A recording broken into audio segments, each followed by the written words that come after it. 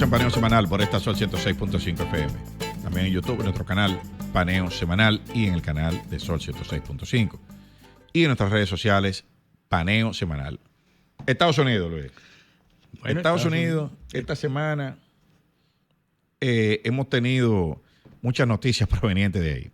La primera es que la Suprema Corte de Justicia de los Estados Unidos el jueves escuchó los argumentos del estado de Colorado, representado por sus autoridades, que buscan mantener a Trump fuera de la boleta. Así que por sus acusaciones delictivas o sus acusaciones no pudiera ir a la boleta de los Estados Unidos, por la presidencia de los a la Estados boleta Unidos. presidencial del estado de Colorado. Porque obviamente las leyes electorales en Estados Unidos no son federales, son estatales. Es decir, cada estado tiene su legislación independiente. Hay una serie de factores que deben mantenerse entre todos los estados, pero cada estado define cómo elige al presidente de los Estados Unidos. Entonces, en Colorado se plantea que en Colorado no podía aparecer en la boleta presidencial el presidente Donald Trump. No podía, ir. Planteaban básicamente por un texto que hay en la enmienda 14ª de la Constitución norteamericana, donde habla de que quienes participen en delitos de rebelión, sedición o sedición, incitación, no son inelegibles. Ahora, ¿cuál es el problema de eso?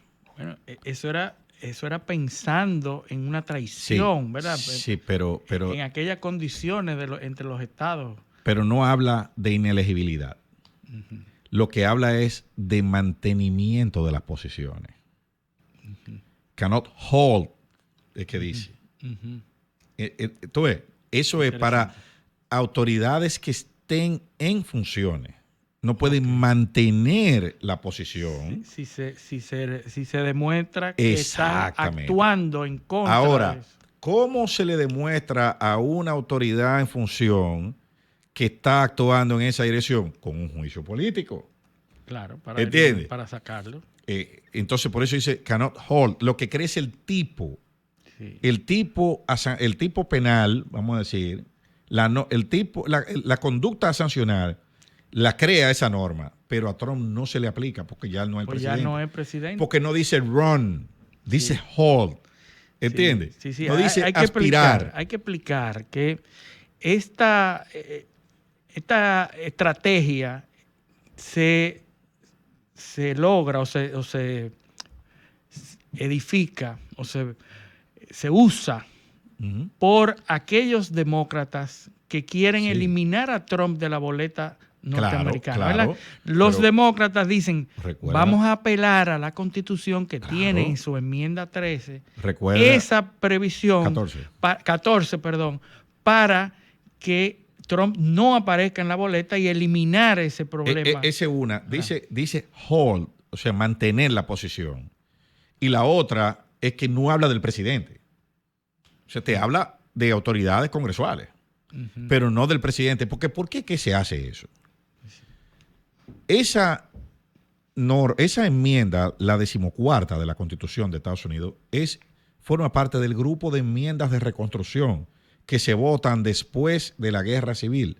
¿Y qué era esa secesión que estaban divididas? Que comenzó en 1861, terminó en 1865. Las negociaciones de paz implicaron adoptar un paquete de reformas de enmiendas constitucionales que se llaman las enmiendas de reconstrucción.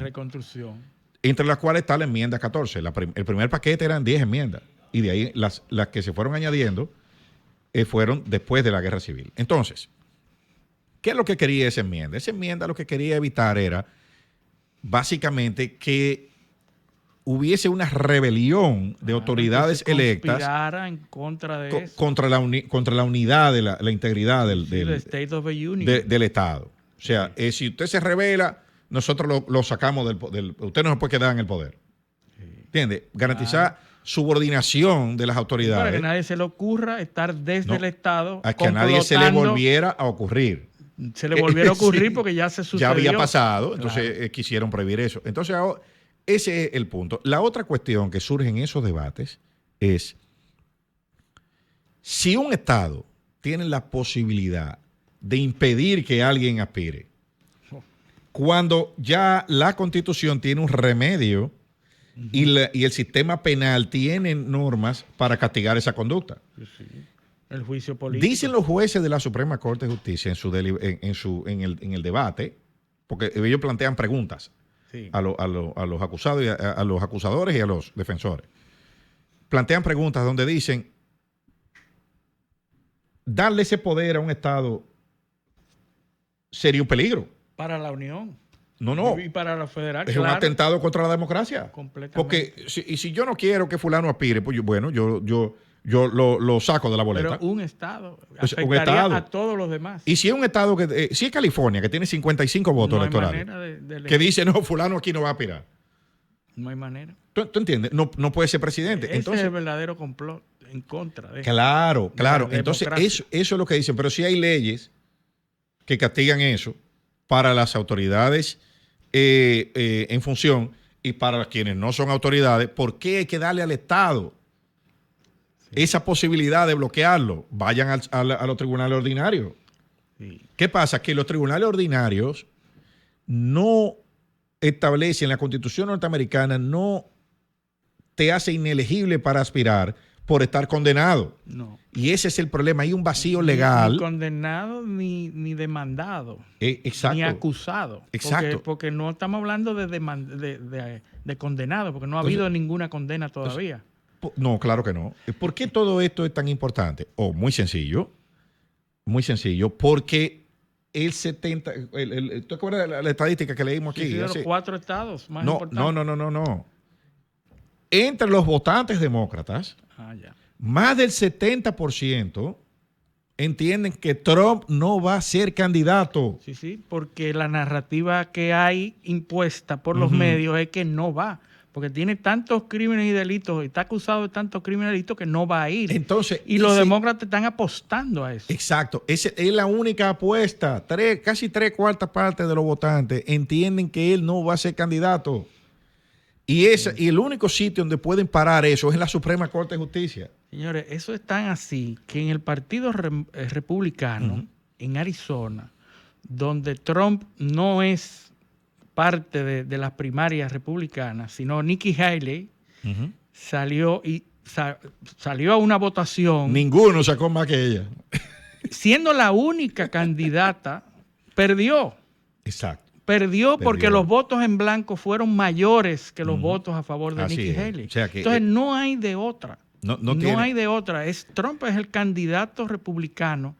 Y a pesar de que la narrativa impuesta en los medios norteamericanos, cuando tú la lees y los titulares, todos tratan de obviar ese asunto. Tratan de obviar la inminencia de Trump candidato por el Partido Republicano. Así es. Las noticias que estamos viendo es que la Suprema va a hablar sobre eso. No, la Suprema ya se pronunció. Sí, yo vi que el New York Times dijo leaning towards. O sea, se está inclinando a... Se está inclinando. pero el que lee el texto del mismo periódico, que publica las crónicas que estaban mandando el mismo día, o sea, se da cuenta de que la respuesta, o sea, de las preguntas que hacen los jueces y las respuestas que le dan, tú sabes que el resultado no puede ser otro. Es contundente. Además de eso que tú dices, esta semana, para agravar más este conflicto o este tema, Biden, Robert Hur, el fiscal investigador del tema del manejo de los documentos clasificados, le dio una estocada mortal. Le dio un golpe mortal al presidente Zafándolo Biden. De un delito, ¿verdad? Zafándolo de de una acusación, lo sepulta. Claro. Porque es que no está... O sea, él no es culpable. Él no es culpable, pero ¿tú sabes por qué? Es que no es culpable. Porque parece y quiero usar el mismo término, es un señor de edad avanzada. Bonachón, de edad avanzada, que no tiene control. Con serios problemas de memoria y que no tiene control para ir. O sea, Él no se dio cuenta de los documentos. No es que él no hizo la cosa, no. Es que él no puede ir a un tribunal a defenderse porque no se acuerda. Sí, tienen problemas de memoria y así fue que lo exculparon de Claro, lo sacaron. Eso es mental impaired. Sí. O sea, eso es. Sí. Tú no tienes capacidad para. Bueno, para contextualizar, ustedes saben que Trump fue acusado por haberse llevado documentos de la Casa Blanca. Igual Biden. Entonces, como respuesta, también Biden fue acusado de lo mismo, porque se evidenció que también había sustraído documentos secretos. Entonces, en el caso de Biden, fue exculpado por el fiscal porque él tenía problemas de memoria y una persona que con alta edad y problemas de memoria no se dio cuenta de que esos documentos, por lo tanto, no. Pero ¿cómo llegan a esa conclusión los fiscales?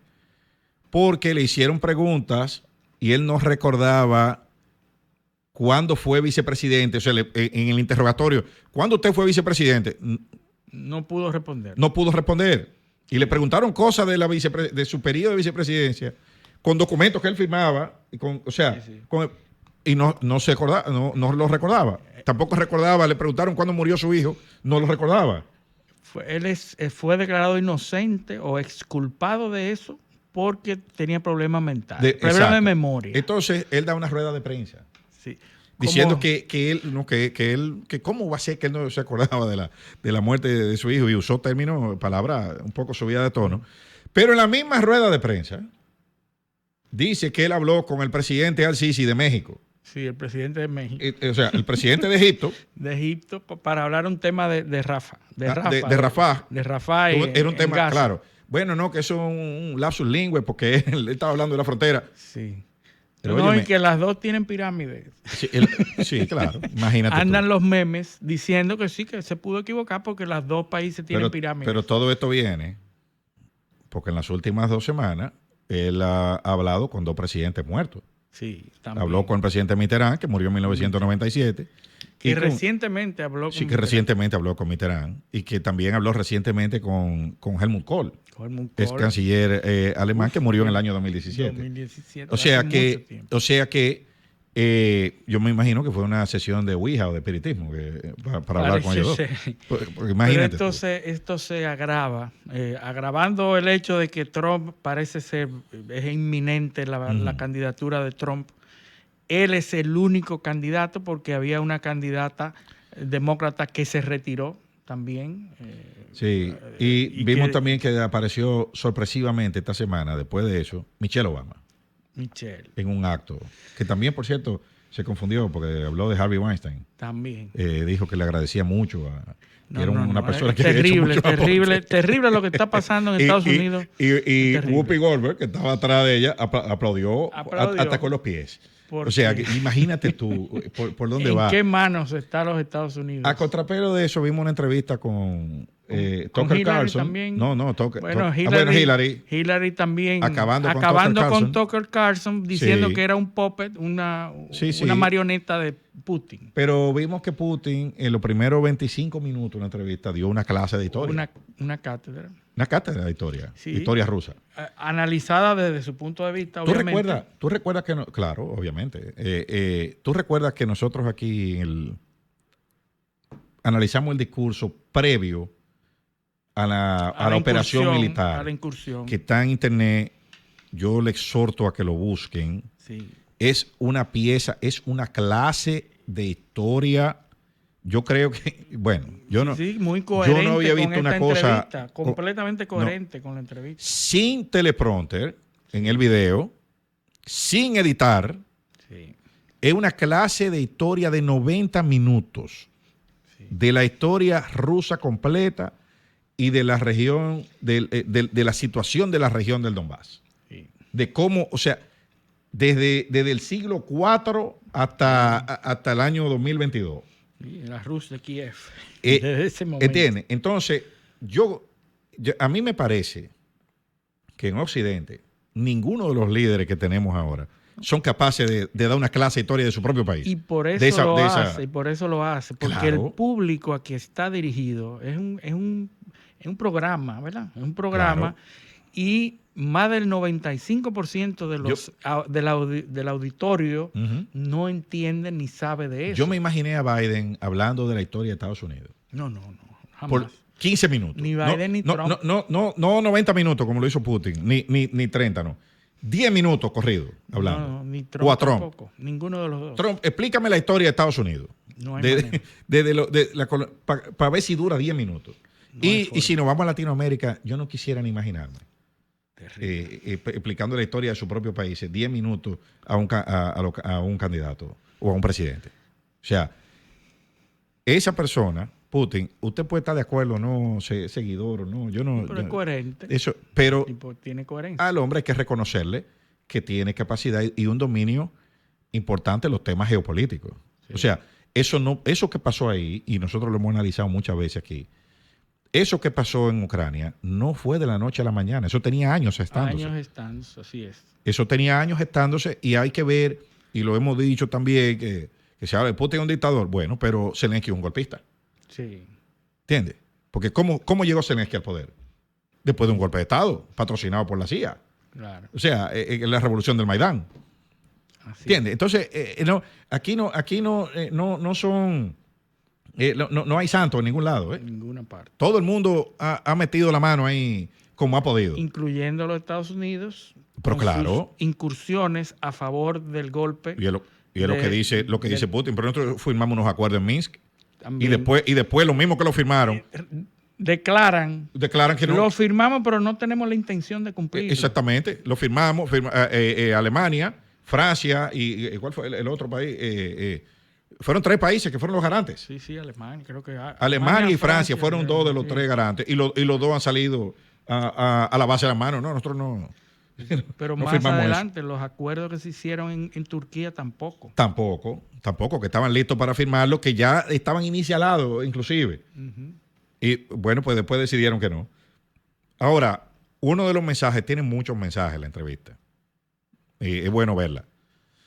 Pero uno de los mensajes más importantes es, si están esperando la derrota de Rusia, eso no va a suceder.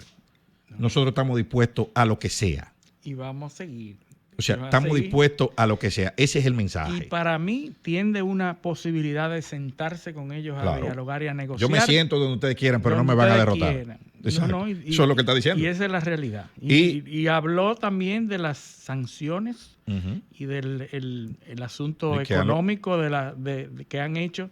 Porque hay que decir, la cantidad de fondos, no se menciona en la entrevista, pero la cantidad de fondos incautados de Rusia en los bancos europeos que ya se está usando. O sea, no es que están frisados ahí por sanciones, no es que se están utilizando para la reconstrucción y para Ucrania. Para financiar a Ucrania. O sea, es un pillaje de los fondos. Y entonces, con esa base... Es lo mismo que pasa con los fondos iraníes. Sí. Son 150 mil millones de dólares iraníes que hay frisados. Porque el sistema financiero mundial se comporta como... sí, eso es por horda, por grupos. No, de una conducta, un pillaje. Es robarle a los otros países. Y Putin lo menciona al sistema SWIFT, que es el sistema de pagos que se utiliza. Pero si ustedes no quieren que participemos en el sistema de pagos, establecemos alternativas con China. Claro. Y con otras formas. Putin dice que ya el 34% de las transacciones rusas se está haciendo en yuan. Así es. Y dice también... ¿Y quién se perjudica al final? Es Estados Unidos. Él dice que es una cuestión de autodestrucción, porque también él dice que uno de los grandes problemas es que los países BRIC ya su Producto Interno Bruto supera al del G20. Y que esa es la nueva realidad mundial.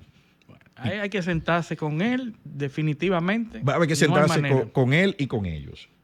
Pero nos fuimos un poco lejos de tiempo, pero vamos a ver si cogemos una cuanta llamada. Starling. Vamos a oír al público, vamos a tomar unas cuantas llamadas.